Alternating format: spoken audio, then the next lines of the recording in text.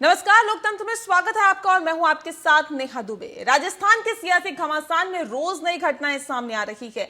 गहलोत खेमे के विधायकों को जयपुर से जैसलमेर लाया गया और वहीं इस दौरान आरोप प्रत्यारोप की राजनीति भी तेज हो गई। जैसलमेर पहुंचे मुख्यमंत्री अशोक गहलोत ने आरोप लगाया कि बीजेपी उनकी सरकार को गिराने के लिए विधायकों की खरीद फरोख्त का बड़ा खेल खेल रही है। उन्होंने प्रधानमंत्री नरेंद्र मोदी से राजस्थान में चल रहे इस तमाशे को बंद करवाने की भी अपील की।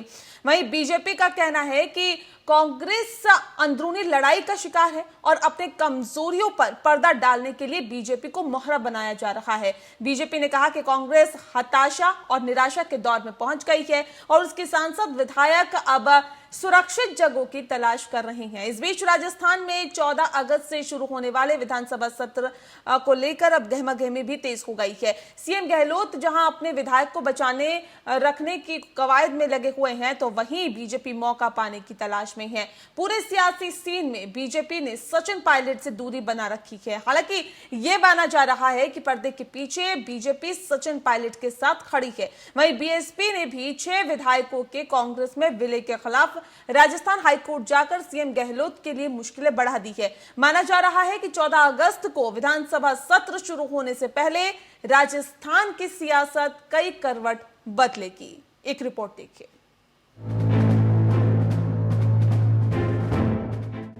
राजस्थान में जारी सत्ता संघर्ष के बीच गहलोत सरकार जयपुर से जैसलमेर शिफ्ट हो गई है। 14 अगस्त से विधानसभा का सत्र शुरू हो रहा है और अशोक गहलोत को हॉर्स ट्रेडिंग का डर सता रहा है। यही वजह है कि वो अपने विधायकों को लेकर राजधानी जयपुर से 570 किलोमीटर दूर जैसलमेर पहुंच गए हैं। विधानसभा का सत्र 14 अगस्त से शुरू होगा। तब तक गहलोत के गुट के सभी विधायक जैसलमेर में ही रहेंगे। विधायकों के जयपुर छोड़कर जैसलमेर जाने के पीछे कई वजह गिनाई जा रही है। केंद्रीय एजेंसियां लगातार जयपुर में सक्रिय हो रही थी। जिस होटल में गहलोत गुट के विधायक 18 दिन रहे, उस होटल पर कार्रवाई होने का डर था। इसके अलावा जयपुर के होटल में विधायकों के घरवाले और रिश्तेदार भी आने जाने लगे थे। सरकार ऐसा नहीं चाहती थी, उसे इसके बहाने खरीद फरोख्त की आशंका सता रही थी। कर्नाटक का सबको मालूम क्या होगा, मध्य प्रदेश में क्या होगा, ये मैं बार बार बोलता हूँ। हालात बड़े गंभीर है देश के। राजस्थान की जनता ने जो साथ दिया हमारा, और घर घर में चर्चा है कि चुनी सरकार हमारे द्वारा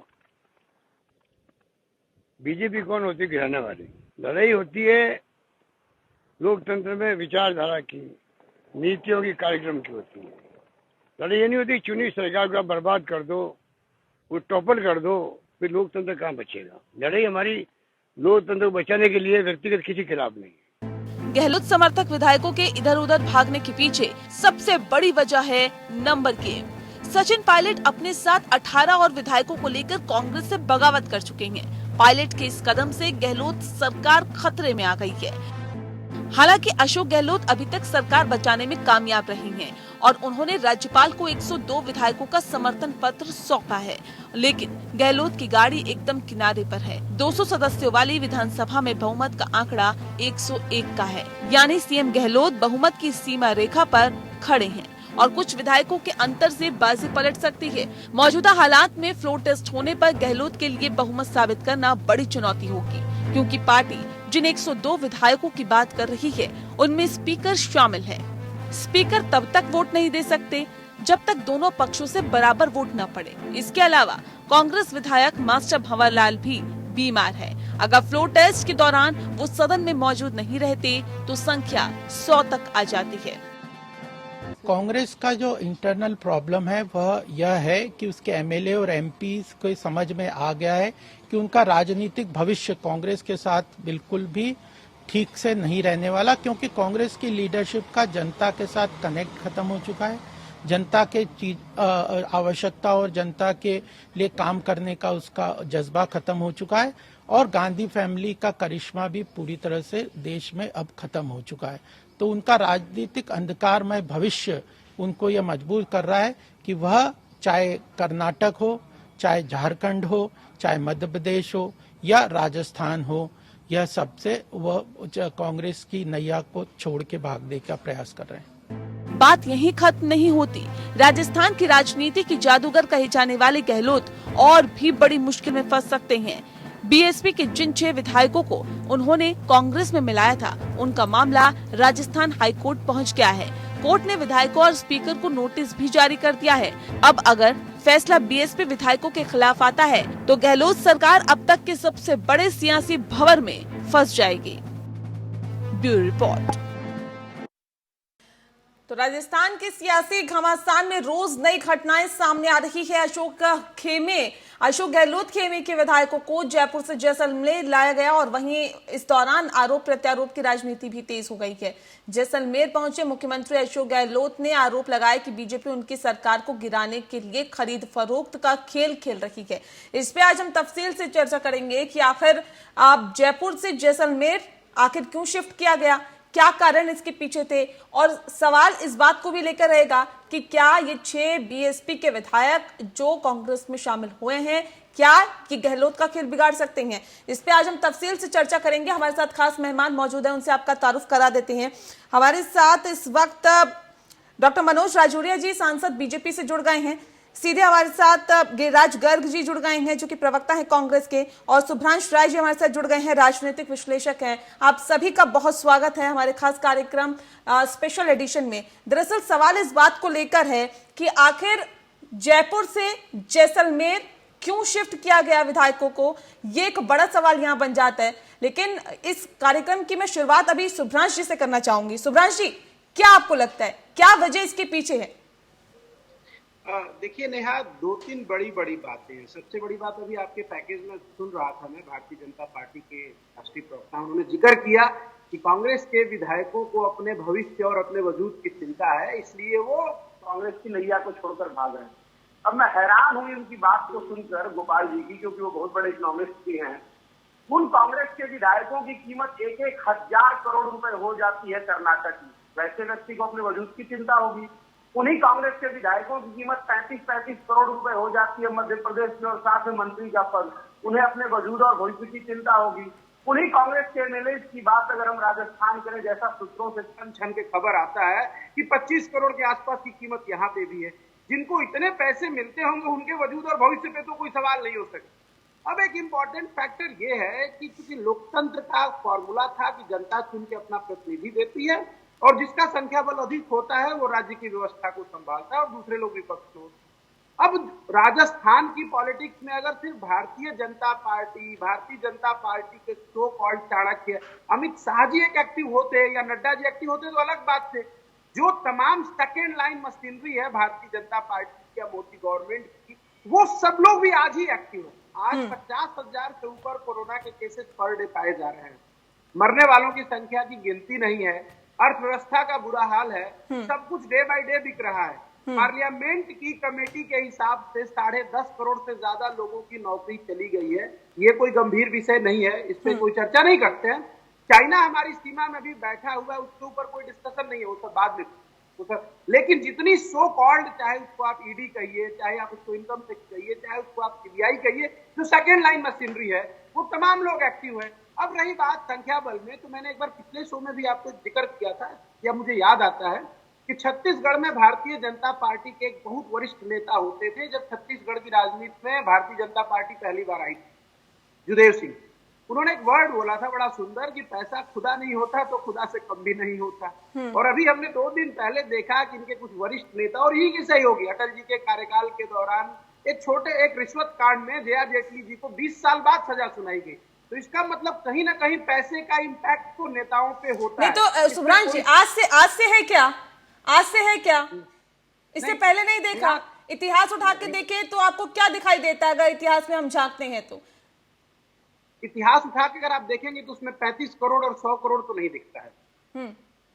लेकिन क्या विधायकों की खरीद फरोख्त ऐसा हो रहा है कि पहली बार किसी सरकार में हो रही है? नहीं, आज बीजेपी सत्ता में है तो खरीद फरोख्त कर रही है। कल कांग्रेस सत्ता में थी तो क्या खरीद फरोख्त नहीं होती थी? नहीं, आप बिल्कुल सत्य कह रही। खरीद फरोख्त पहली बार नहीं हुआ। इससे पहले खरीद फरोख्त अरुणाचल प्रदेश में हुआ, इससे पहले खरीद फरोख्त मणिपुर में हुआ। शुरुआत कहाँ से हुई सर? ये शुरुआत कहाँ से हुई?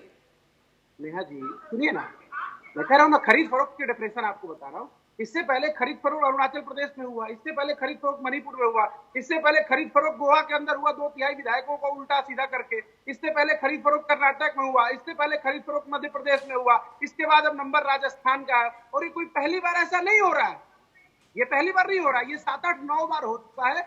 किसी तरह से राजनीति का उद्देश्य है कि सत्ता के वर्चस्व को बरकरार रखा जाए, संख्या बल कम आए या ज्यादा है उससे कोई फर्क नहीं पड़ता। कलयुग में अगर पैसा खुदा है तो खुदा है, और खुदा को अपना रोल निभाना समय के ठीक साथ है। आता गिरिराज जी का रुख कर अगर लेते हैं। कहीं खुदा गिरिराज जी, ये वजह क्या है, जयपुर से जैसलमेर तक का रास्ता क्यों नापा गया सर, क्या मुख्य वजह है इसकी?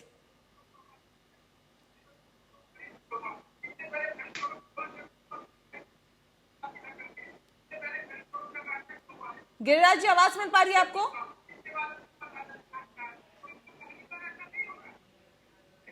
लगता है संपर्क उनसे नहीं हो पा रहा है। डॉक्टर मनोज राजौरिया का रुख करते हैं।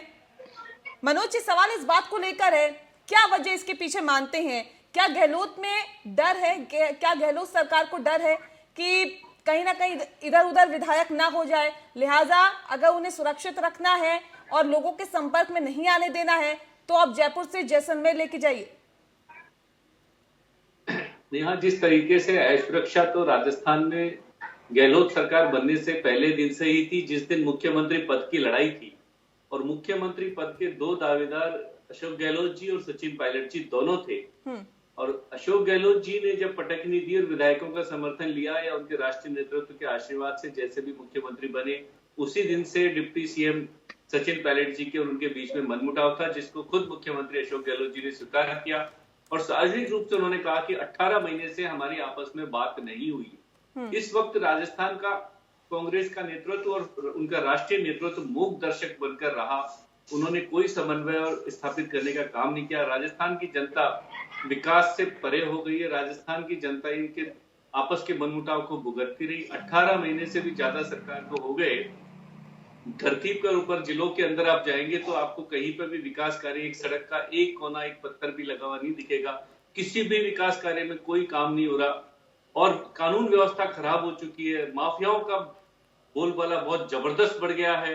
इस तरीके से क्यों चला? क्योंकि उनके परिवार में एकता नहीं थी। माननीय मुख्यमंत्री और उप मुख्यमंत्री के अंदर सामंजस्य नहीं था और बहुत सारे विधायक असंतुष्ट थे। और वो विधायक आज असंतुष्ट थे तो गहलोत सरकार से दूर जाकर, नाराज होकर, अपने आप को छुपाकर या बचाकर वो कैसे बैठे हैं इनकी ये जाने। और आज ये नौबत आ गई है कि उनके घर वाले भी अगर उनसे मिलने जा रहे हैं तो उनको भी वो शक कर रहे हैं कि घर वाले भी नहीं मिले और वो जैसलमेर ले जाकर अपने विधायकों की बाड़ाबंदी कर रहे हैं। 5 स्टार होटल के अंदर करोड़ों रुपए का खर्चा जयपुर के फेयरमाउंट होटल में हुआ। अब आप जैसलमेर के अंदर शेरगढ़ दुर्ग के अंदर जो किला है, बहुत बड़ा रिजोर्ट है 5 स्टार का, उसमें जाकर उनकी सरकार चलेगी। जनता त्राहिमाम कर रही है और कांग्रेस जो है आनंद कर रही है। हाँ, एक चीज की मैं गहलोत जी की राजनीति की तारीफ करना चाहूंगा कि वो इतने वरिष्ठ नेता हैं और राजनीति में अपने विरोधियों को कैसे निपटाया जाता है, अगर सीखा जाए तो अशोक गहलोत जी से सीखा जाए कि सचिन पायलट जी को और उनके विरोधी जो कांग्रेस में थे उनको निपटाने का उन्होंने कितना अच्छा तरीका निकाला। आज की हालत में उन्होंने सचिन पायलट जी को, उनके समर्थक विधायकों को, उनके मंत्रियों को कहां निपटा दिया। प्रदेश अध्यक्ष पद अपमानित होकर चले गया, उप मुख्यमंत्री पद अपमानित होकर चले गया। आज वो अपनी विधायकी बचाने के लिए भागे फिर रहे हैं, हाईकोर्ट की शरण ली है और स्पीकर महोदय जी भी उनके साथ में लगे हुए हैं। मुझे लगता है और इस दौरान अपने आप को केंद्रीय नेतृत्व की नजर में कद बढ़ाने के लिए, बचाने के लिए उन्होंने जो पूरा एक स्क्रिप्ट रची, एक ड्रामा रचा कि देखिए जी भारतीय जनता पार्टी ऐसा काम कर रही है, नहीं तो ऐसा कुछ नहीं हो सकता था। अरे भारतीय जनता पार्टी को फुर्सत नहीं है कि आपकी आंखों में, आपके कामों में आप अपने परिवार को संभालते तो शायद ये नौबत नहीं आती। लेकिन अपनी कमजोरियों को दूसरे पे पत्थर फेंकना गहलोत जी। और आप जो हॉर्स ट्रेडिंग की बात करो, शर्म तो आपको आनी चाहिए। हॉर्स ट्रेडिंग के ऊपर आप किस मुंह से बात कर रहे हैं? 100 चूहे खाकर बिल्ली हज को जा रही है। आप अपनी सरकार को देखिए कि 2008 में बसपा के विधायकों को किस तरीके से आपने खरीदा था। क्या आपने कितने करोड़ रुपए दिए थे ये बताइए जनता के सामने। दूसरे के ऊपर कीचड़ फेंक कर भाग जाते हैं। आप बताइए, आपने तो सीधा सीधा लिया। उनको मंत्री बनाया और उसके बाद में आपने कितने करोड़ों रुपए दिए होंगे, आप इस चीज का जवाब दीजिए। 2018 में बसपा के पूरे 6 विधायकों का आपने ले लिया, उनको कितने करोड़ों रुपए दिए? ठीक है, गिरिराज जी से आप हम ये सवाल बताइए। पूछ लेंगे, लेकिन उससे पहले सुभ्रांश जी के पास आप चलते हैं। निश्चित सुभ्रांश जी, देखिए। जिस बात का नहीं, जिक्र अभी सुभ्रांश मनोज मैडम, राजौरिया जी नेहा, कर रहे नेहा हैं जी, कि एक तरफ नेहा जी। लोकतंत्र की हत्या करने की बात कही जाती है, बीजेपी पर यह आरोप लगाया जाता है। बीजेपी वाले कह रहे हैं कि भाई बीएसपी के विधायक आपके पाले में क्यों आए। मायावती वहां कह रही है कि हम अपने विधायकों के खिलाफ एक्शन लेंगे, हम हाई कोर्ट जाएंगे, हम सुप्रीम कोर्ट जाएंगे, हम ये कदम उठाएंगे, हम उनके खिलाफ एक्शन लेंगे। लेकिन उस तरफ अगर देखें तो क्या कांग्रेस ने वो काम नहीं किया जो आज अगर कोई और पार्टी कर रही है तो बड़ी दिक्कत हो रही है? नेहा जी, मनोज जी की मैंने 3 बातें सुनी है, बड़ी अच्छी मुझे लगी। पहला, इन्होंने खूब ढेर सारा विकास का जिक्र किया कि राजस्थान में विकास रुक गया और जनता का ईमान। अरे डॉक्टर साहब, अगर फुर्सत हो तो मोदी जी का कुछ विकास बता दीजिए। 10 करोड़ से ज्यादा नौकरी चली गई, व्यापार खत्म हो गया, कीमतें आसमान छू रही हैं, सीमाओं पे तो समस्या है। उसका जवाब दीजिए, जो मैंने बात की उसका और जवाब अभी दीजिए। सर विषय सुनिए बताइए। और अभी सर आपको 20 मिनट पुरानी एक रिपोर्ट और बता रहा हूँ, आपके पास अपडेटेड नहीं होगा कि जो हमारी एलएसी है, जो एलएसी है लाइन ऑफ एक्चुअल कंट्रोल का लिपुल एक एरिया है, वहां पे चाइना ने अभी 1000 सैनिक डेप्यूट किए हैं। तो सवाल ये पैदा होता है सुभ्रांश कि कौन सी जी, विकास ठीक राजस्थान की है बात सर, कर- चाइना पे जिस दिन बात होगी सर उसकी भी बात करेंगे। सुभ्रांश जी, सवाल इस बात को लेकर है जिस लोकतंत्र की हत्या करने की बात की जा रही है सर, जिस लोकतंत्र की हत्या करने की बात की जा रही है, आप मुझे ये बता दीजिए कि क्या कोई ऐसी पार्टी है जिसने ये काम ना किया हो? नेहा जी, देखिए ऐसा है ना कि पॉलिटिक्स में फिजिक्स की तरह सीधा जवाब नहीं होता। जैसे इन्होंने विकास की रूपरेखा बताई, विकास बताना पड़ता है कि आपने क्या विकास किया। अब आप बसपा के 6 विधायकों पे आ गए तो पूरे के पूरे अगर 6 विधायक मर्जर हो गए, चलिए मान लेते हैं कि इनके हिसाब से वो गलत है, तो आपने तो राज्यसभा में तेलुगु देशम पार्टी के 4 सांसद ही खत्म कर दिए, जिनके ऊपर हजारों करोड़ की सीबीआई जांच थी। नाम बताऊं? हजारों करोड़ की जांच थी और उन्हीं के खिलाफ आपने इनकम टैक्स और ईडी की जांच कराई थी। रातों रात जांच भी खत्म हो गई, बधाई हो सर। कांग्रेस के गोवा में 15 विधायक थे, 10 खत्म हो गए, बधाई हो। और भी बधाई दूं आपको, लोकतंत्र की आपने बहुत ढेर सारी रक्षा की है। और रही बात, आपने एक अपराध और गुंडा प्रदेश का जिक्र किया, सर राजस्थान की सीमा उत्तर प्रदेश से भी लगती है। ऐसा कोई दिन नहीं जिस दिन हत्या, बलात्कार और मर्डर न होता हो। और अभी खासकर उत्तर प्रदेश की राजनीति में जिस तरह से ब्राह्मणों को टारगेट किया जा रहा है, यह है आपका उत्तर प्रदेश, यह है आपका राम राज्य। अरे सर, एक अंगुली किसी के ऊपर उठाते हैं तो देखिए 4 उंगली आपके ऊपर भी आती है। ठीक है, पैसे का अपना रूप है, अधिकार है, पावर है, आप व्यवस्था को बदल सकते हैं, बदलिए। लेकिन कुल मिलकर देखिए कि जनतंत्र है और लोकतंत्र में लोग नहीं, अगर आप इस तरह की बातें करेंगे सर तो बड़ी हैरानी मुझे होती है सुभ्रांश जी कि खासतौर पे ब्राह्मणों को टारगेट किया जा रहा है, खासतौर पे ऐसा हो रहा है। सर, एक अगर अपराधी के खिलाफ सरकार सख्त है और सख्त कदम उठाए जा रहे हैं तो इसमें सर बुराई क्या है? क्या नहीं लगता है कि उसे राजनीतिक चश्मे से नहीं देखना चाहिए? सुभ्रांश जी, नेहा जी, एक विकास दुबे का नाम हटा दीजिए ना, तो पिछले 30 दिनों के अंदर 50 ब्राह्मणों की हत्या हुई है। नाम बताऊं स्टेट वाइज, मतलब डिस्ट्रिक्ट वाइज आपको लोकेशन दूं? आपके पास समय है तहसील से सुनने का? सवाल ये नहीं पैदा होता, सारे इत्तेफाक क्या एक ही कम्युनिटी बिजनेस के साथ होता है क्या? विकास तो सर आप क्या कहना चाह रहे हैं? जिस अपराधियों की का एनकाउंटर हुआ है या फिर जिनको सजा मिली है, तो क्या वो गलत मिली है? क्या अपराधी थे सर? वो अपराधी थे या नहीं थे? अरे सुन तो लीजिए, अपराधी की तो एक ही जगह है, या तो जेल या जहन्नुम। बात अपराधी की नहीं हो रही है, लेकिन जो इत्तेफाक की बात हम कानून और की बात कर रहे हैं, जो लॉ एंड ऑर्डर की बात कर रहे हैं, तो राजस्थान की सीमा से ही सटा हुआ उत्तर प्रदेश, हमें थोड़ा बहुत वहां भी गौर कर लेना चाहिए, जहां हम राम राज्य का उदाहरण देते हैं, जहां हम राम राज्य की पीछे की बात करते हैं।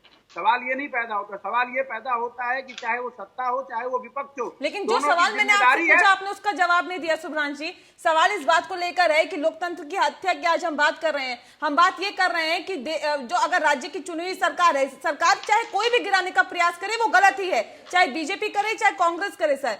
लेकिन उसके अंदर जो खरीद फरोख्त होती है उसमें अगर हम ये कह दें कि एक पार्टी जिम्मेदार है, तो क्या ये सही होगा? क्या दूसरी पार्टी पाक साफ है क्या? नेहा जी, आप सुनी नहीं लिया, मैंने आपको पीछे ही कहा कि इनके ही वरिष्ठ अध्यक्ष नेता ने एक जमाने में कहा था कि पैसा खुदा नहीं है तो खुदा से कम नहीं है। आज किसकी मजबूरी पैसा नहीं है? सवाल ये पैदा होता है कि एक प्रलोभन की सीमा होती है ना। 1000, मैं कह रहा हूँ 1 करोड़ में बंदा नहीं बिकेगा, 1000 करोड़ में तो बिक जाएगा। 1000 करोड़ में कर्नाटक में बिका ना, 35 करोड़ में मध्य प्रदेश में बिका ना। लोकतंत्र का सिंपल मतलब ये है कि क्या लोकतंत्र का मतलब ये है कि अगर वो बिक रहा है तो वो गलत है, वो कितने में बिक रहा है ये मापेंगे क्या आप? नेहा जी अब जवाब देने दीजिए ना प्लीज जी, कितने में बिक रहा है? अगर वो गलत है तो उस विधानसभा की जिम्मेदारी है कि उस एमएलए को दंडित करे। मतलब अगर वो कम में बिक रहा है तो वो ठीक है, अगर वो ज्यादा में बिक रहा है तो वो गलत है। ये कौन सा तरीका है सर? ये मेरे को समझ से परे है। नहीं, आप सुन तो लीजिए, थोड़ा सब्र से सुनिए 1 मिनट। सवाल ये पैदा होता है कि अगर कोई भी जनता द्वारा निर्वाचित प्रतिनिधि अपनी पार्टी लाइन से अलग जाकर रुपए, पैसे या पावर की जरूरत में बिकता है तो गलत है। उसको सजा देने का अधिकार उसकी कार्यपालिका को है, लेकिन कार्यपालिका वो सजा तब दे पाएगी ना जब उस दोनों की मुलाकात होगी। स्पीकर ने एक सिर्फ नोटिस दिया कि आप बताइए कारण, उसके ऊपर ये लोग हाईकोर्ट सुप्रीम कोर्ट तक चले गए थे। ये लाइन आप भूल जाती हैं क्या? आप और हम भूल भी जाएंगे तो भी जनता नहीं भूलती मैडम। जिसने अपने वोट से एक विधायक बनाया है और अगर उसका विधायक बिकने वाला होता है या व्यवस्था परिवर्तित करता है जिससे कोई भी व्यक्ति, चाहे इस कोरोना काल के दौरान में अगर एक सिंगल व्यक्ति की मौत होती है प्रशासनिक गड़बड़ियों के कारण, तो उसके जिम्मेदार ये तमाम लोग कहलाएंगे जिन्होंने वहां चुनी हुई लोकतंत्र की सरकार को डिस्टर्ब करने का काम किया है। डॉक्टर मनोज राजौरिया, क्यों इस तरह के सर बार बार आरोप लग रहे हैं आप लोगों पर कि सरकार बनती हुई सरकार या चुनी हुई सरकार को डिस्टर्ब किया जाता है? क्यों? नेहा, सबसे पहले तो मुझे लगता है कि जो आपने सुब्रत राय जी जो राजनीतिक विश्लेषक के नाते बताया है, मुझे ऐसा लगता है कि ये कांग्रेस के प्रवक्ता और जबरदस्त प्रवक्ता है। जो विषय आपने इनसे सवाल पूछे, जो मैंने उठाया, उस पर एक निष्पक्ष राजनीतिक विश्लेषक की राय रखने की बजाय कि कांग्रेस की जिस तरीके से पैरवी करते हैं, मुझे लगता है कि इन्होंने सिर्फ अपना नाम, अपना विश्लेषक रख दिया, बाकी कांग्रेस के एक बड़े जिम्मेदार कार्यकर्ता और मुझे लगता है कि प्रवक्ता से भी बड़े प्रवक्ता लग रहे हैं। टू द पॉइंट मुद्दे की बात आना चाहिए कि राजस्थान में क्या घटना हो रही है, लोकतंत्र क्या हो रहा है। उसके बजाय राजस्थान से घुमा के चाइना की सीमाओं पर ले गए और उत्तर प्रदेश के अंदर ले गए और फिर जातिवाद पर ले गए। मुझे लगता है कि विषय को भटकाने की आवश्यकता नहीं है, विषय पे आने की जरूरत है कि लोकतंत्र की हत्या क्यों कर रहा है, जो भी कर रहा है वो गलत कर रहा है। झूठे आरोपों के लगाने से आप सच्चाई नहीं छुपा सकते। और माननीय मुख्यमंत्री अशोक गहलोत जी जिस तरीके से झूठे आरोप लगा रहे हैं भारतीय जनता पार्टी पर, वो अपनी गिरबान में, अपने परिवार में झांक के देखें। कांग्रेस का शीर्ष नेतृत्व फेल्योर हो चुका है अपनी सरकारों को, अपने विधायकों को, अपने पार्टी को संभालने के लिए। आज उसी का परिणाम है कि उनको दर दर भागना पड़ रहा है। जयपुर छोड़ के सरकार जैसलमेर में जाके चुपकर बैठी है। उनके परिवार वाले उनसे मिलते हैं तो उनको परिवार वालों पे भी शक होता है, उन पे भी डाउट लगता है। जहां तक कि पैसे का सवाल उठा रहे हैं, मेरे सवाल का जवाब नहीं दिया कि भारतीय जनता पार्टी या किसी भी व्यक्ति ने अगर पैसे का ऑफर किया है तो आप लोग उसका सबूत पेश कीजिए ना, मीडिया के सामने पेश कीजिए, जनता के सामने पेश कीजिए, आप कोर्ट में पेश कीजिए, कहीं तो कीजिए। लेकिन झूठे आरोप है, कुछ सबूत तो है नहीं, बोलने में जाता क्या है। आप माहौल बिगाड़ने के अलावा, बोलने के अलावा कुछ चीजें नहीं है सिवाय आरोप लगा के भाग जाना। ये कांग्रेस की संस्कृति है। जो मेरे भाई सुब्रत जी कह रहे हैं, ये इनकी संस्कृति है। मुझे लगता है कि ये शायद कांग्रेस की ज्यादा समीप है, तो शायद वही भाषा बोल रहे हैं। इसके बजाय इनको ये चीज देखनी चाहिए कि बसपा की जो मायावती ने बोला है कि मेरे 6 विधायकों को किस तरीके से लिया, वो हाईकोर्ट में उन्होंने पिटीशन दायर की है। वो निर्दलीय विधायक जो माननीय गहलोत जी के साथ में, कांग्रेस सरकार के साथ में, बीटीपी के विधायक जो कांग्रेस सरकार के साथ में, उनको उन्होंने कितने करोड़ रुपए दिए। माननीय मुख्यमंत्री जी ने होटल के अंदर विधायकों को, अपने विधायकों को बोला कि आप धैर्य रखिए, विश्वास रखिए, सरकार हमारी रहेगी। बहुत अच्छी बात है, आपकी रहेगी, कौन मना कर रहा है? आपकी सरकार रही है ना, है ही ना। कौन आप डाउट कर रहा है आपके ऊपर? आप खुद ही घबरा रहे हैं, खुद ही ड्रामा कर रहे हैं। ठीक है, सुब्रांश जी कुछ कहना चाह रहे, सुन लेते हैं, उसके बाद गिरिराज जी के पास चलेंगे। सुब्रांश जी ठीक है सर, ठीक है। मुझे नया आप उनको कह रहे हैं कि जो आपका नुकसान हुआ है उसकी भरपाई हम कर देंगे। कांग्रेस के विधायकों का मुझे बताइए कि 1 महीने होटल में बंद रहने से क्या नुकसान हो गया, जिसका माननीय मुख्यमंत्री जी क्या उसकी भरपाई क्या कर देंगे? इन चीजों को इनको दिखाई नहीं देता। और जिस तरीके से अनर्गल बातें, जिस तरीके से विषय से भटक के बातें, ठीक है, सुन लेते सुब्रांश जी को सुन लेते। विषय की जानकारी नहीं है और राजस्थान के बारे में तो बिल्कुल जानकारी नहीं है। ठीक है सुब्रांश जी, संक्षिप्त में रखिएगा अपनी राय जी। हाँ बिल्कुल सर। मनोज जी, अभी आपने मुझे 2-3 मिनट में मैंने एक बात आपके साथ ठीक से नोटिस करी। ऐसा है कि विचारधारा का लगाव है। आप जो व्यवस्था अच्छा कर रहे हैं उसमें हम आपके साथ हैं, बुरा कर रहे हैं तो सवाल तो पूछेंगे। लेकिन आपने बड़ा सुंदर जिक्र किया कि अपने विधायकों को इस जगह से इस जगह, इस होटल से उस होटल घुमाए जा रहे हैं अगर आप सुरक्षित हैं। सर शायद आप थोड़ा भूल गए कि मध्य प्रदेश की राजनीति में आपने भी, भारतीय जनता पार्टी अपने विधायकों को लेकर हरियाणा आई थी सर, आप भी लाए थे ना, आपको भी तो अपने विधायकों की खतरा थी। हाँ सर बिल्कुल स्पेशल, अगर भूल गए तो थोड़ा मैं रिमार्क तो डेट वाइज आपको दूं सर। लेकर आप भी आए थे विधिवत पैकिंग कराकर, और तब आपके विधायकों को भी नहीं पता था कि वो कहां जा रहे हैं। सवाल ये नहीं है, सवाल ये है कि लोकतंत्र में जो चुना हुआ नेता है, चाहे आपका मुख्यमंत्री कैंडिडेट है, तो राजस्थान में भी सोचना है कि वसुंधरा जी अगली सीएम कैंडिडेट है या भारतीय जनता पार्टी की तरफ सचिन पायलट होंगे। लेकिन सवाल आपका ये है कि सर आपने भी अपने विधायकों को सुरक्षित करने के लिए मध्य प्रदेश से उड़ाकर आप हरियाणा ले आए थे। ठीक और है, ठीक है, सबने गिरिराज देखा जी से था, पूछ लेते बिल्कुल हैं नकली सर। बातों के साथ। ठीक है गिरिराज जी, सवाल इस बात को लेकर है, यहाँ विधायक एक जगह से दूसरी जगह भेजे जा रहे हैं। बीजेपी भेजती रही है, कांग्रेस ने भी देखा, हमने देखा कि कांग्रेस ने किस तरह से किया। अब जयपुर के फेयरमाउंट से अब जैसलमेर भेज दिया गया विधायकों को। क्यों सर इतना लंबा रास्ता, इतना तकरीबन ये कहा जा सकता है कि 700 किलोमीटर दूर जैसलमेर अब भेज दिया गया विधायकों को, क्यों? देखिए, राजस्थान के अंदर पिछले लंबे समय से भारतीय जनता पार्टी जिस तरह से हॉर्स ट्रेडिंग करके सरकार को गिराना चाहती है, कांग्रेस के 19 विधायकों को इन्होंने हरियाणा में कैद कर रखा है। हरियाणा की इनकी भारतीय जनता पार्टी की सरकार पूरी ताकत से लगी हुई है। उन 19 विधायकों के बारे में ये चर्चा नहीं करते हैं, जबकि 19 विधायक जो कांग्रेस के वहां बैठे हुए हैं मानेसर में आईटीसी होटल के अंदर, कौन कर रहा है उनका इंतजाम? जब राजस्थान की एसओजी 2 व्यक्तियों को, 2 विधायकों को पूछताछ के लिए जाती है, पूरी हरियाणा की सरकार 2 किलोमीटर पहले उनको रोक देती है, 1.5 घंटे तक उनको इंतजार कराती है। उसके बाद जब उन विधायकों को वहां से पिछले वाले गेट से निकाल दिया जाता है, उसके बाद उनको अंदर प्रवेश दिया जाता है। दूसरी बात, इन्होंने कहा कि भारतीय जनता पार्टी का अगर कोई इन्वॉल्वमेंट है तो मुख्यमंत्री जी उसको सामने लाएं। इनके माननीय केंद्रीय मंत्री गजेंद्र सिंह जी शेखावत का वीडियो आ चुका है। अगर ईमानदार हैं तो वाइस सैंपल क्यों नहीं दे देते हैं? दूध का दूध और पानी का पानी हो जाएगा। खुलेआम सौदेबाजी कर रहे हैं, खुलेआम विधायकों से बात कर रहे हैं, कांग्रेस के विधायकों से, उसके बाद भी ये उसको स्वीकार करने को तैयार नहीं है, वही सैंपल देने को तैयार नहीं है, और ये कह रहे हैं कि साहब भारतीय जनता पार्टी का इससे कोई संबंध नहीं है। हाई कोर्ट के अंदर हरीश साल्वे, मुकुल रोहतगी जो पैरवी कर रहे हैं भारतीय जनता पार्टी के सबसे बड़े लॉयर जो भारतीय जनता पार्टी के नेता हैं, किसकी पैरवी कर रहे हैं वो? क्यों पैरवी कर रहे हैं? तीसरी बात, आपने जो कहा कि जयपुर से जैसलमेर विधायकों को लेके गए, तो ये तो देखो भारतीय जनता पार्टी हो या कांग्रेस हो, क्या है कि जब पड़ोस के घर में चोरी हो जाती है, मध्य प्रदेश में चोरी हुई, कर्नाटक में चोरी हुई, गोवा में चोरी हुई, इस भारतीय जनता पार्टी ने पूरे देश में लोकतंत्र का मजाक बना के रख दिया, प्रजातंत्र का गला घोटना चाहते हैं। जनता इनके साथ नहीं है, मैं जनरल चुनावों में इनको बहुमत मिलता नहीं है, उसके बाद इनकी सत्ता की भूख मिटती नहीं है, और ये इनके प्रकार हॉर्स ट्रेडिंग करके, खरीद फरोख्त करके ये सरकारें बनाना चाहते हैं।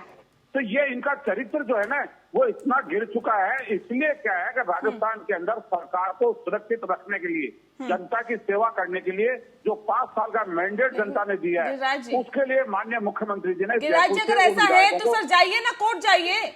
आप एक आरोप लगा रहे हैं बीजेपी पर, या बीजेपी ये कह रहे हैं कि बीजेपी सरकार गिराने की कोशिश कर रही है, तो आपके पास अगर पुख्ता सबूत है तो कोर्ट जाइए, क्यों नहीं जाते हैं कोर्ट? राजस्थान की आज हम बात कर रहे हैं, राजस्थान में किस तरह से सियासी उठापटक का दौर लगातार चल रहा है, लेकिन इस बीच सबसे बड़ा और अहम सवाल ये हो जाता है कि क्या अशोक गहलोत अपनी सरकार बचा लेंगे, क्योंकि तमाम विधायकों को अब जयपुर से जैसलमेर शिफ्ट कर दिया गया है। खास मेहमान लगातार हमारे साथ मौजूद है। एक सवाल यहाँ पर डॉक्टर मनोज राजौरिया जी आपसे मैं पूछूंगी, लेकिन उससे पहले गिरिराज जी सवाल इस बात को लेकर है, जिस बात का जिक्र अभी आप कर रहे थे ब्रेक पे जाने से पहले, कि मुकुल रोहतगी गए कोर्ट में, हरीश साल्वे गए, लेकिन सर सवाल इस बात को लेकर है, क्या उनके चेहरे पे लिखा है या उनके माथे पे लिखा है कि वो बीजेपी के हैं? नहीं, ये तो देखो ऐसा है कि चेहरे पे और किसी के लिखा हुआ नहीं रहता है, लेकिन लंबे समय तक जो जिस विचारधारा से जुड़ा हुआ रहता है वो सबको विदित है, पूरा देश जानता है इसको। आज अभिषेक मनु सिंह भी है, पूरा देश जानता है कि भाई कांग्रेस के अभिषेक मनु सिंह भी और हरीश साल्वे में अंतर नहीं दिखता आपको? आपको नहीं पता कि अभिषेक मनु सिंह भी कांग्रेस के नेता हैं और हरीश साल्वे एक वकील है, मुकुल रोहतगी एक वकील है, बीजेपी की सदस्यता ग्रहण कर रखी है क्या दोनों ने? वो भारतीय जनता, और जैसा इन्होंने कहा का कोई सबूत नहीं है, माननीय केंद्रीय मंत्री जी का जो, लगता है संपर्क हमारा टूट गया। यही सवाल मेरा शुभ्रांशी आपसे है, अगर इस बात को कहते हैं कि हरीश साल्वे वहां पहुंचे, मुकुल रोहतगी वहां पहुंचे तो सवाल सर इस बात को भी लेकर है कि राहुल मेहरा अगर आम आदमी पार्टी की तरफ से अगर कहीं ना कहीं उनके केसेस लड़ते हैं तो क्या वो आम आदमी पार्टी के नेता कहलाएंगे क्या? नेहा जी, मुझे नहीं पता कि आप दिल्ली में रहती हैं कि नहीं रहती हैं, एनसीआर में रहती हैं कि नहीं रहती हैं। अगर आप दिल्ली एनसीआर में रहती होंगी तो बच्चा बच्चा जो भी तमाम टेलीविजन इंडस्ट्री और मीडिया हाउसेस के लोग हैं उन सबको पता है कि मुकुल रोहतगी और हरीश साल्वे का संबंध किससे है। तो इस विषय पे आप ज्यादा रिसर्च न करें। संबंध की बात कर रहे हैं या फिर आप ये बता रहे हैं कि क्या, मुझे ये बता दीजिए कि उनके चेहरे पे लिखा है या माथे पे लिखा है कि वो बीजेपी के नेता है, बीजेपी के कार्यकर्ता है या बीजेपी की सदस्यता उन्होंने ग्रहण कर रखी है कि अगर वो सचिन पायलट की पैरवी करते हैं तो उन पर सवाल उठ जाएंगे? अब वो कार्यकर्ता हैं, इतने बड़े लोग कार्यकर्ता नहीं होते, पहली इंपॉर्टेंट बात। नेता अभी वो हैं या नहीं है इसकी उन्हें जरूरत नहीं है, क्योंकि तमाम सुप्रीम कमांडर की जानकारियां उनके पास होती है और हर जगह वो सरकार और भारतीय जनता पार्टी को रिप्रेजेंट करते हैं। अब ऐसा तो है नहीं कि भारतीय जनता पार्टी अपने उन केसेस के लिए रिप्रेजेंट करने के लिए वो आपको अपना एडवोकेट बनाए, तो जिसके साथ निकटता होती है उसे ही बनाता है, और जो निकट होता है वो सर्वविदित है कि वो निकट है। उनके उनके जो हमारे सामने हमारे साथ जो डॉक्टर मनोज बैठे हैं, इनके भी भारतीय जनता पार्टी की मेंबरशिप की रसीद हमने नहीं देखी है। ये सांसद हैं उनके, हमें पता है। नहीं, अगर राहुल मेहरा सर, अगर राहुल मेहरा किसी बीजेपी नेता का अगर केस लड़ेंगे तो ये कहा जाएगा कि ये तो आम आदमी पार्टी में शामिल होने वाले हैं, इसलिए इनका राहुल मेहरा केस लड़ रहे हैं। सर प्रोफेशन है उनका, वो लॉयर है, वो किसी का भी केस लड़े। सुन तो लीजिए, कांग्रेस के नेता सर जब आतंकवादी को खुलवाने के बचाने के लिए रात भर कोर्ट खुलवा देते हैं तो क्या ये माना जाए कि वो निजी तौर पे उनका समर्थन करते हैं? ये माना जाए क्या सर? आप राष्ट्रीय टेलीविजन पे एंकर हैं, दुनिया का तो नहीं पता, लेकिन मुझे भी पता है कि अगर आपको हरीश साल्वे से मिलना होगा तो 30 दिन लगेगा मिनिमम। सर मुझे बेहतर तरीके से पता है सुभ्रांश जी। नहीं पता है आपको, अब आप सवाल गलत कर रहे हैं। सर मुझे बेहतर तरीके से पता है। हरीश साल्वे की रीच में अभी आप नहीं आती हैं, बहुत सारे लोग इस देश के नहीं आते हैं। एक साधारण सा एमएलए भी अगर किसी पार्टी का होगा वो हरीश साल्वे की रीच में नहीं पहुंच सकता। आंखों की पलक झपक लेने से सच्चाई नहीं बदल जाती। फिल्म से एक अगर जितने भी हम सो कॉल्ड, हमने कहा ना कि दिल्ली एनसीआर का जो टेलीविजन हाउस है जिसको हम मीडिया बोलते हैं, एक व्यक्ति को पता है कि जिसका जिसके साथ लगाव होता है, किसी का वैचारिक लगाव होता है, किसी का व्यापारिक लगाव होता है, किसी का दोस्ताना संबंध होता है, जिसका जैसा संबंध हो उसके निकट रहकर उसके लिए काम करता है और अपनी सेवाएं देता रहता है। तो हरीश साल्वे और मुकुल रोहतगी जैसे बड़े एडवोकेट से हम चर्चा न करें तो बेहतर है, क्योंकि हमारी जुडिशरी के वो लोग स्तंभ हैं और उनके पास पहुंचना ही एक बहुत बड़े किस्मत की बात होती है। तो उस विषय पे चर्चा न हो तो बेहतर है। चर्चा इंपॉर्टेंट सवाल है जो भी आपने जो रेज किया है कि लोकतंत्र कैसे बचे या कैसे बचाया जाए। लोकतंत्र में अगर किसी विधायक ने अदला बदली हेरा फेरी करने की कोशिश करी है तो उस विधायिका को या अगर किसी सांसद ने ऐसा किया है तो उसके लिए जवाबदेही तय करने का अधिकार या तो विधानसभा को है या लोकसभा को है। अब विधानसभा में अगर किसी के अधिकार सर सीधा सा सवाल है ना सर कि अगर आपको लगता है कि बीजेपी आपके विधायकों को तोड़ रही है या फिर आपकी चुनी हुई सरकार को गिरा रही है, सबूत आपके पास है, आप जाइए कोर्ट। नहीं लगता आपको कि कोर्ट का दरवाजा खटखटाना चाहिए? हमारे देश में न्यायपालिका है। नेहा जी, आप शायद थोड़ा आप लग रहा है पीछे आप भूल गई हैं। 10 दिन पहले राजस्थान सरकार को रिप्रेजेंट करते हुए राजस्थान विधानसभा के अध्यक्ष कोर्ट में गए थे। वो तो सत्र बुलाने के लिए गए थे ना सर। उसके बाद राजस्थान के मुख्यमंत्री सारे मीडिया हाउसेस के सामने अगर आकर बीजेपी के ऊपर आरोप लगा रहे हैं तो कुछ सोच के ही लगा रहे होंगे। अगर वो चिट्ठी प्रधानमंत्री को लिख रहे हैं तो कुछ सोच के ही लिख रहे होंगे। अब वो फैसले और परमिशन की जानकारी आपसे लेकर तो करेंगे नहीं। उन्होंने अपना काम किया, न्यायपालिका समय के साथ अपना फैसला लेके तो नहीं करेंगे, लेकिन सवाल इस बात को लेकर ही है ना कि क्रॉस करने से क्या होता है ना कि सवाल पब्लिक डोमेन नहीं जानते। ठीक है, ठीक। आप अपना क्वेश्चन पूछ लीजिए, मैं आराम से उत्तर दे देता हूँ। अब रही बात यह कि कोर्ट के पास गए दोनों, फिर से पहली बार कोर्ट ने रिजेक्ट कर दिया बसपा विधायकों की अपील, फिर से भारतीय जनता पार्टी के लोग लेकर गए, बहन मायावती लेकर नहीं गई है। कोर्ट ने उसका टाइम दिया है, उसने स्पीकर और विधायक को नोटिस दिया अपने अपने जवाब देने के लिए।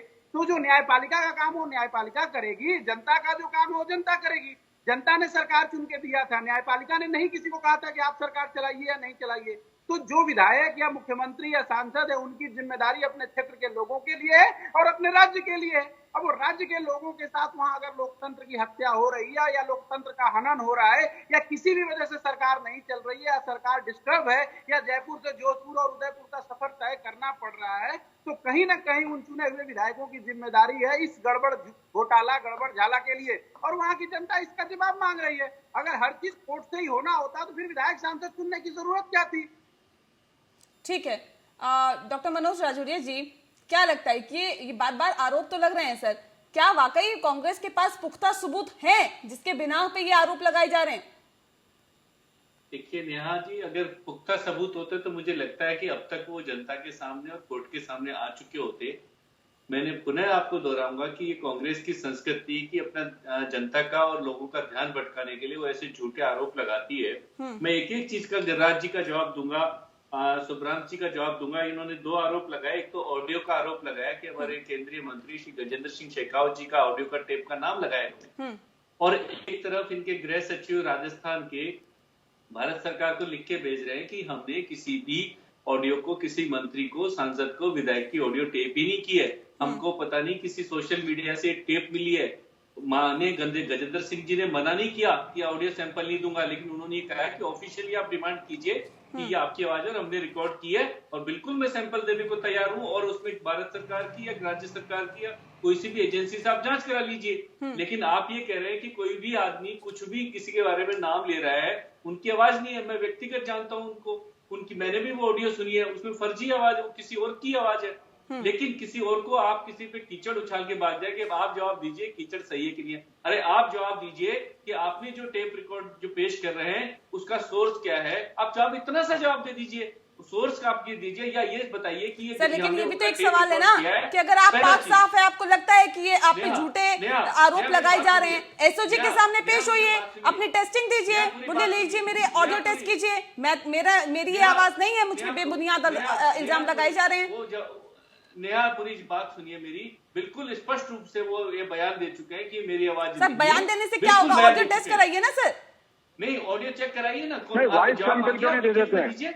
आप लिखित में दीजिए, आप अपने गृह सचिव से लिखवा के भेजिए, आप मुख्यमंत्री जी गृह मंत्री हैं, उनसे लिखवा के भेजिए, बिल्कुल देने को तैयार है वो। लेकिन आप ऑडियो लेना नहीं चाहते हो, नियम से उनके पास जाना नहीं चाहते हो, आप सैंपल लेना नहीं चाहते हो, क्योंकि आपको पता है कि झूठा है, आपकी नीयत में खोट है, सिर्फ पत्थर फेंक के कीचड़ फेंक के भागना चाहते हो। दूसरी बात मैं जवाब देना चाहता हूं, आपने हरीश साल्वे जी का और मुकुल रोहतक जी का नाम लिया। मैडम, इनकी जानकारी में देना चाहूंगा कि इन हरीश साल्वे जी ने मोदी सरकार के खिलाफ अनेकों बड़े बड़े केस भारत सरकार के खिलाफ इन्होंने लड़ रहे हैं, ये इनकी जानकारी में होना चाहिए। अभी भाई सर एक आध नाम कह रहे थे कि बताइए, आप एक आध नाम बताइए, मेरी बात सुनिए प्लीज, मनोज जी एक आध नाम बताइए देश को। मेरी पूरी बात सुनिए आप, है ना हरीश साल्वे नाम बताइए। मेरी बात सुनिए सुब्रत जी, सर एक नाम, एक केस का जिक्र तो करिए सर, एक सिंपल एक केस का जिक्र करिए, बताइए। मैं बता रहा हूँ मेरी पूरी बात, नाम बताइए कौन सा लड़ रहे हैं। मैं देश को भ्रमित मत करिए। अगर आप देश के लिए आप बीच में मत बोलिए, मेरी पूरी बात सुनिए, फिर सुन लेते हरीश साल्वे जी की आप अभी 3 दिन पहले उन्होंने मीडिया के सामने आने बोला, उन्होंने केसों की लिस्ट दिया। आप हरीश साल्वे जी के वीडियो निकालिए, उनके यूट्यूब पे जाइए, उनको देखिए। मेरा काम नहीं है कि वो कौन कौन, लेकिन मैंने उनका अपना बयान सुना है, टीवी पे मैंने उनका बयान देखा है। उन्होंने आके बताया है कि मैंने इतने केस भारत सरकार के खिलाफ लड़ रहा हूं, तो क्या वो मोदी सरकार के भाजपा के वकील हो गए? आप झूठे आरोप लगा के इस तरीके से भ्रमित नहीं कर सकते। आप हरीश साल्वे जी से खुद से आप कह रहे हैं कि आपके बहुत ही ज्यादा जानते हैं, आप एनसीआर में रहते हैं, दिल्ली में रहते हैं, बहुत अच्छी बात है।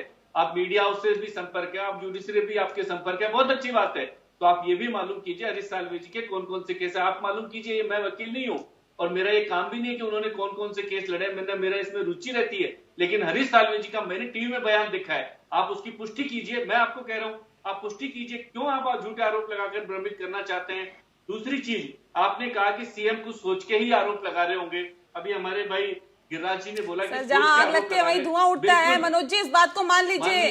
सर उनकी लाइन क्या रही है हरीश साल्वे की, मुकुल रोहतक जी किस तरह के केसेस लड़ते आए हैं, क्या सवाल नहीं उठेंगे क्या? बात सुनिए, इन्होंने कहा कि मुख्यमंत्री जी कुछ सोच के ही आरोप लगा रहे हैं। बिल्कुल मैं भी इससे सहमत हूं कि कुछ सोच के आरोप लगा रहे हैं, क्योंकि वो बहुत ही मजे हुए राजनीतिक हैं। उनको मालूम होता है कि अपने विरोधियों को कैसे सलटाना है, उनके मालूम होता है कि जनता का ध्यान कैसे भटकाना है। इसीलिए सोच समझ के आरोप तो है। हम भी इस चीज को मानते हैं कि भटकाने के लिए झूठ को इतनी बार बोलो, आरोप लगाओ कि वो दुनिया को सच लगने लगे। इस तरीके से आरोप लगा रहे हैं। और विधायकों की जो जिम्मेदारी है, अभी जो सुप्रांत जी ने कहा, मैं इससे सहमत हूं। जो विधायक सरकार में है उनकी जिम्मेदारी है कि वो सरकार जिम्मेदारी से चलाएं। उनकी जिम्मेदारी है कि राजस्थान की जनता ने उनको चुना है, सरकार में बना के दिया है। उन विधायकों की जिम्मेदारी है कि वो पूरे ट्यूर छोड़े और आके सरकार को संभालें, अपने अपने क्षेत्रों में जाके काम करें, राजस्थान सरकार के साथ मिलकर काम करें ताकि जनता उनके लाभ ले सके। ठीक है गिरिराज जी, सवाल इस बात को लेकर है, अशोक गहलोत का भी फिलहाल बयान आता है और ये कहते हैं कि तमाम जो रूठे हुए विधायक हैं, तमाम जो विधायक अभी जिन्होंने बगावत की है, अगर आला कमान उन्हें माफ कर देता है तो मैं भी उन्हें माफ कर दूंगा, वो एक बार फिर से आ सकते हैं, हम उनका स्वागत करेंगे। इस बयान के हम क्या मायने निकालें? देखिए, ये तो क्या है कि वो जो 19 विधायक वहाँ बैठे हुए हैं मानेसर में, बार बार वो उनका ये आ रहा है कि हम कांग्रेस के साथ हैं, हमने कांग्रेस छोड़ी नहीं, हम कांग्रेस के साथ हैं।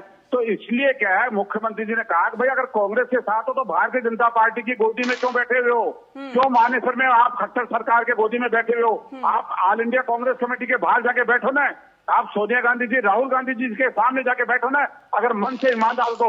लेकिन भारतीय जनता पार्टी की कथनी और करनी में हमेशा अंतर रहा है। एसओजी ने गजेंद्र सिंह जी शेखावत को नोटिस दिया, उसका जवाब नहीं दिया है वॉइस सैंपल के लिए। ये मनोज राजौरिया जी टोटल झूठ बोल रहे हैं। भारतीय जनता पार्टी टोटल झूठ का आरोप आप लगा रहे हैं सर। सवाल इस बात को लेकर भी है ना, मैंने इससे पहले भी आपसे यही सवाल पूछा कि सर इतने पुख्ता सबूत है आपके पास तो लेकर कोर्ट में जाते ना। जब इस बात को लेकर आप कोर्ट जा सकते हैं कि जो राज्यपाल है वो सत्र नहीं बुला रहे, तो क्या इस बात को लेकर आप कोर्ट नहीं जा सकते कि बीजेपी चुनी हुई सरकार को तोड़ रही है? 800 करोड़ रुपए के घोटाले की माननीय न्यायालय ने जांच के आदेश दिए हैं एसओजी को। 800 करोड़ रुपए के घोटाले के अभी 5 रोज पहले न्यायालय ने आदेश दिए हैं, उसको भी झुटा देंगे कि वो कोई ना ऐसा भ्रष्टाचार नहीं किया उन्होंने। और मध्य प्रदेश के 22 विधायकों को कर्नाटक ले जाके कैद किया था भारतीय जनता पार्टी ने, वो भी कह देंगे कि हमने नहीं किया। कर्नाटक में जो किया विधायकों की खरोच फरोख्त, उसके लिए मना कर देंगे। गोवा में जो किया उसके लिए मना कर देंगे, मिजोरम में जो किया उसके लिए मना कर देंगे, अरुणाचल प्रदेश के लिए मना कर देंगे। ये कहाँ मना करेंगे? आज ये बसपा के विधायकों की तो बात कर रहे हैं, लेकिन गोवा में अरुणाचल प्रदेश में जो किया उसकी बात नहीं करेंगे। 4 सांसदों को सोच के आए उतना बोल के ही रुकेंगे क्या? सर बीच में सवाल पूछ लूं, चक्कर में भारतीय जनता पार्टी ज्वाइन करवा ली, वो नहीं करेंगे, वो तो इनके लिए सही है। और राजस्थान में भारतीय कांग्रेस ने अगर 6 बसपा के विधायक सामूहिक रूप से अगर मर्जी से मर्ज हो गए, वो इनके लिए गलत है। गिरिराज जी, सवाल इस बात को लेकर है ना सर, आप इतना पुख्ता तौर पर अगर आप आरोप लगा रहे हैं तो सिर्फ ये मीडिया के सामने ही क्यों सर? जब आप विधानसभा सत्र ना बुलाने पर आप कोर्ट तक जा सकते हैं और कहते हैं कि राज्यपाल मनमानी कर रहे हैं, विधानसभा का सत्र नहीं बुला रहे हैं, वहां से आपको जीत मिली, 14 तारीख को विधानसभा का सत्र बुलाया जाएगा, आप कोर्ट जाते हैं, कोर्ट का दरवाजा खटखटाते हैं। क्यों नहीं जाते आप इस बात को लेकर कि जो ऑडियो टेप जारी हुआ है वहां उसमें केंद्रीय मंत्री की आवाज है, वो ऑडियो टेस्ट नहीं करवा रहे? क्यों नहीं जाते हैं आप क्यों नहीं जाते हैं इस बात को लेकर कि बीजेपी एक सेकंड बीजेपी हमारे विधायकों को तोड़ने की कोशिश कर रही है? क्यों नहीं जाते इस बात को लेकर? क्यों नहीं सबूत रखते हैं कोर्ट में? देखिए, निश्चित रूप से उसके ऊपर भी जाएंगे। पहला हमारा काम है माननीय राजस्थान की जनता की सेवा करना और राजस्थान की सरकार को इन जो हॉर्स ट्रेडिंग के लोग हैं, सांप्रदायिकता विचारधारा के लोग हैं, क्योंकि इन्होंने क्या है कि मध्य प्रदेश कर्नाटक में जो किया, महाराष्ट्र में इन्होंने मुंह की खाई, सुबह 6 बजे इन्होंने राज्यपाल को जगा के और शपथ दिलाई मुख्यमंत्री को, लेकिन वहां इनकी नहीं चली। इसलिए क्या है कि राजस्थान में जो ये खेल करना चाहते हैं, सबसे पहला काम है राजस्थान में चुनी हुई सरकार को बचाना, उसके बाद दूसरे प्रायोरिटी के काम है वो काम भी होंगे। और जो लोग ये इस तरह की बात कर रहे हैं, जवाब दे दिया, इस सवाल का जवाब दे दीजिए सर। सुन लीजिए सर, मुझे नहीं सुनना सर, जो आप सोच के आए हैं वही बोले जा रहे हैं, मुझे नहीं सुनना, वो मेरे सवालों का जवाब दीजिए सर। सवाल इस बात को लेकर है, ये जो 6 बीएसपी के विधायकों का जो मामला हाईकोर्ट में चल रहा है, सवाल इस बात को लेकर है कि अगर वहां से मायूसी हाथ लगती है आप लोगों के, तो क्या गहलोत अपनी सरकार बचा पाएंगे?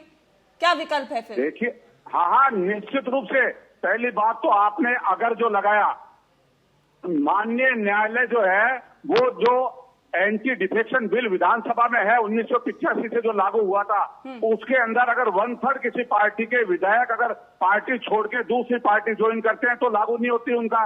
ये तो पूरे 6 के 6 विधायक आए हैं, इसमें माननीय न्यायालय क्या कर लेगा? जब 6 विधायकों ने फैसला किया है, बसपा के जो थे उनका संसदीय दल का जो नेता था बसपा का विधानसभा के अंदर, उसने जब सामूहिक फैसला किया है तो न्यायालय, माननीय न्यायालय उसके अंदर कैसे फैसला कर लेते हैं और सचिन जब पायलट खुद फैसला नहीं करता, उसे बीजेपी तोड़ रही होती है। आप सुनिए मैडम, गोवा में जब 1/3 कांग्रेस के विधायक भारतीय जनता पार्टी में मर्ज होते हैं, के तौर पर आप मुझे समझाने की कोशिश करिए क्या विधानसभा का जो, गैरवादी, ठीक है सर, विधानसभा का जो समीकरण है वो किस ओर बैठ सकता है? अगर 6 विधायक जो बीएसपी के हैं वहां से कोर्ट की तरफ से अगर उन्हें मायूसी हाथ लगती है या फिर उनके पक्ष में फैसला नहीं आता है तो किस तरह का समीकरण होगा? देखिए ये तो सब काल्पनिक बातें हैं मैडम जो आप कर रही हैं। ठीक, इसके पीछे कोई तर्क नहीं है, और जो तर्क है वो तर्क ये है कि गोवा और मिजोरम में जो हुआ, जिस तरह से 1/3 कांग्रेस के विधायक भारतीय जनता पार्टी में मर्ज हुए, जब वहां पे एंटी डिफेक्शन बिल लागू नहीं हुआ, उनकी सदस्यता की अयोग्यता नहीं हुआ, राजस्थान में कैसे होगा? क्या अलग अलग प्रांतों में कानून अलग अलग काम करेगा क्या? ठीक है सर, हम दोनों पहलू लेके चलते हैं, सुभ्रांशु से समझ लेते हैं, राजनीतिक विश्लेषक है, बेहतर तरीके से आपको समझाएंगे, सुन लीजिए। देखिए नेहा, 3 बड़ी बातें हैं। सबसे पहले तो एक बार आते हैं गजेंद्र सिंह शेखावत के ऊपर, क्योंकि उस पर ढेर सारी चर्चा चल रही थी। वो भारत सरकार के केंद्रीय मंत्री हैं, और जब वो भारत सरकार के केंद्रीय मंत्री हैं तो उनकी जिम्मेदारी पूरे देश के लिए है। तो अगर सोशल मीडिया पे किसी भी तरह का कोई अफवाह या र्यूमर या किसी भी तरह का झूठा फर्जी ऑडियो टेप चल रहा है, तो मुझे लगता है कि केंद्रीय मंत्री को एक कदम आगे बढ़कर अपना वॉइस सैंपल दे देना चाहिए। क्योंकि सोशल मीडिया पे चलने वाली बदनामी एक राज्य के नेता की नहीं है, वो भारत सरकार के मंत्री की। पहला इंपॉर्टेंट पॉइंट, कौन सा सेक्रेटरी लिखे और न लिखे वो बात की बात है जी, आप साफ है तो आपको अपना सैंपल देना चाहिए, बात खत्म। दूसरा, आपने जो जिक्र किया विधायकों का कि वो क्या होगा क्या नहीं होगा, अगर इस तरह का कोई ऐतिहासिक फैसला न्यायपालिका से आता है तो वो ऐतिहासिक फैसला नजीर बन जाएगा, क्योंकि इसके साथ लगी हुई 3, 4, 5 सरकारें गिर जाएंगी। उस फैसले के बाद अरुणाचल भी गिर जाएगा, उस फैसले के बाद मेघालय भी गिर जाएगा, उस फैसले के बाद गोवा की गोवा गोमांतक पार्टी और कांग्रेस को छोड़ी गई सरकार से जो मिलकर बनी थी सरकार प्रमोद सावंत की, वो भी गिर जाएगी। तो कहने का मतलब यह है कि उससे गिरेगा बहुत कुछ, तो ऐसा कुछ होने वाला नहीं है। वो देखिए, विधायक का फैसला विधानसभा के फ्लोर पे होता है और सांसद का फैसला पार्लियामेंट के फ्लोर पे होता है। अगर वहां उनका मामला संतुष्टिजनक नहीं निकलता तो उसके बाद न्यायपालिका की दौड़ और न्यायपालिका की लड़ाई शुरू होती है।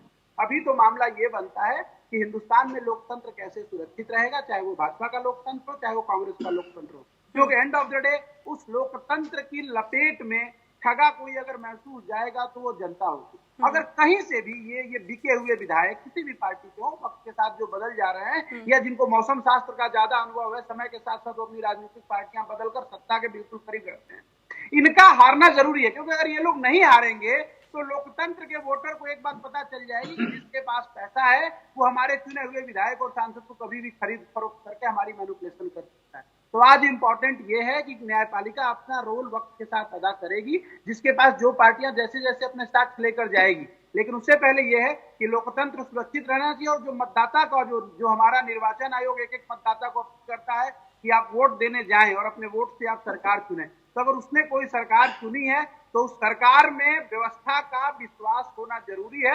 और कहीं से भी अगर वो लेफ्ट राइट किसी भी व्यवस्था के तहत किसी भी नेता की महत्वाकांक्षा के बलबूते पे अगर वो सरकार गिरती है या उन विधायकों की खरीद बेच होती है, तो ये मानिए कि विधायक खरीदे बेचे नहीं जा रहे हैं। वहां का जो वो वोटर है जिसको 5 साल में एक बार मौका मिलता है अपनी उंगली पे स्याही लगवाने का, उसके वोट को खरीदा बेचा जा रहा है, जो लोकतंत्र के लिए अच्छा नहीं है। लोकतंत्र के लिए अच्छा नहीं है, और लोकतंत्र के लिए किसी भी विधायक को किसी भी पार्टी के जरिए खरीदा जाना ये शर्मनाक है। बहरहाल बहुत शुक्रिया आप सभी मेहमानों का हमारे साथ इस खास चर्चा में शामिल होने के लिए, और इसी के साथ स्पेशल एडिशन में इतना ही। नमस्कार।